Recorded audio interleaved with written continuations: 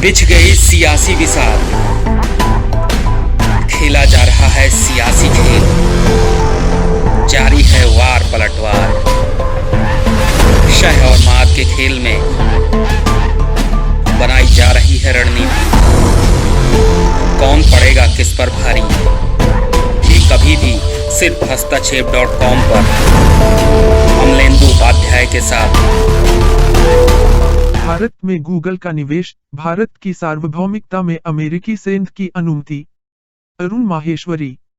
Google and alphabet के CEO सुंदर पिचई ने भारत में 75,000 करोड़ के निवेश की जो घोषणा की है, वह महज इसीलिए संदेहास्पद हो जाती है क्योंकि इसे प्रधानमंत्री मोदी से बात करने के बाद किया गया है।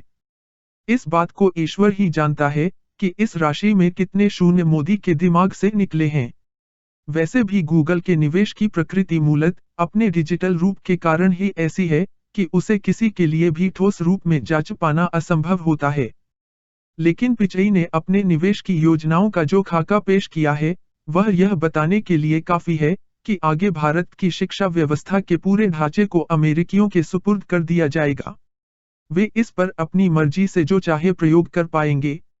गूगल भारत में शिक्षा के डिजिटलाइजेशन प्रकल्प का प्रमुख कर्ता होगा। इसी प्रकार सबसे महत्वपूर्ण क्षेत्र अर्थव्यवस्था का है। गूगल अब आगे कर संग्रह को प्रभावशाली बनाने के नाम पर भारत सरकार के राजस्व संग्रह की प्रक्रिया में सीधे दखलंदाजी का अधिकारी होगा। पिचई ने इसे कर संग्रह की ओईसीडी देशों की एक वैश्विक परियोजना बताया है, जिसके जाल में अब भारत को भी फंसा लिया जाएगा। गूगल और अमेरिकी सरकार तथा सीआईए के बीच के रिश्ते आज की दुनिया में किसी से छिपी हुई बात नहीं हैं।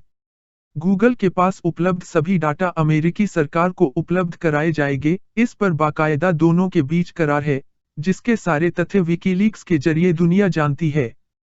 कहना न होगा, मोदी शासन भारत की अर्थव्यवस्था और शिक्षा व्यवस्था को पूरी तरह से अमेरिकियों के सुपुर्द करके हमारी सार्वभौमिकता को बेचकर साम्राज्यवाद के कठपुतलों के रूप में आरएसएस के चिरपरिचित चरित्र को पूरी तरह से चरितार्थ करने की पूरी तैयारी कर चुकी है।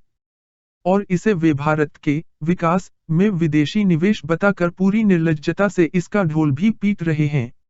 गूगल के पिचई की घोषणा से झूठ और दुर्भिसंधि दोनों की ही बहुत तीखी गंध आती है।